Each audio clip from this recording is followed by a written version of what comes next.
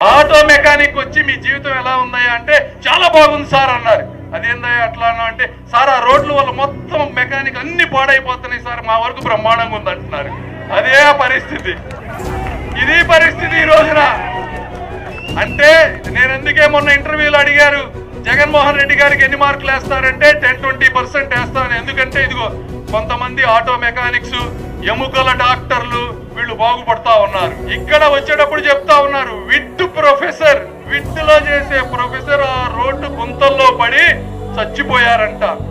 కులాల గురించి ఆలోచించే వాళ్ళకి ఒకటే చెప్తా ఉన్నా, రేపు నీ కొడుకో కూతురో నానో అమ్మో తాతో తల్లో ఎవరో ఒకళ్ళు అందులో పడి చచ్చిపోతే ఆ రోజు కూడా నువ్వు అడుగు ఈ కులం వాడు నాకు చేయలేదు అని. నీ కొడుకులు గాని కూతుర్లు గాని మత్తు బంధులకి లేదా గంజాయికి బానిస అయిన రోజు అప్పుడు అడుగు నువ్వు నా కులస్తుడు కాబట్టి నేను వేశాను అని.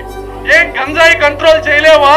చంద్రబాబు నాయుడు గారిని అరెస్ట్ చేయడానికి ప్రతిపక్షంలో ఉన్న నాయకులకి కార్యకర్తల మీద కేసులు పెట్టడానికి అన్ని వ్యవస్థల్ని వాడతావు, కానీ నీ మొహానికి గంజాయిని అరికట్టలేవా అని అడుగుతున్నా. అరికట్టలేవా? ఎందుకు అరికట్టలేవు? ఎందుకు నీకు ముఖ్యమంత్రి పదవి అని అడుగుతా ఉన్నా.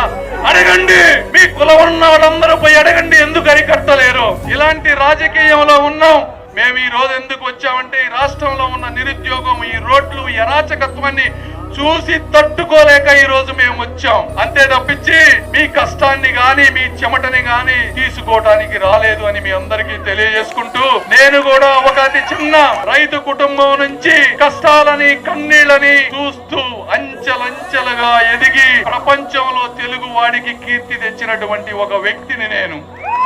కాబట్టి అవి అన్ని వదులుకొని ఈ రోజు నా మూలాలని మర్చిపోకుండా, నా వారు బాధపడుతుంటే చూడకుండా ఉండలేక ఈ రోజు వచ్చాను.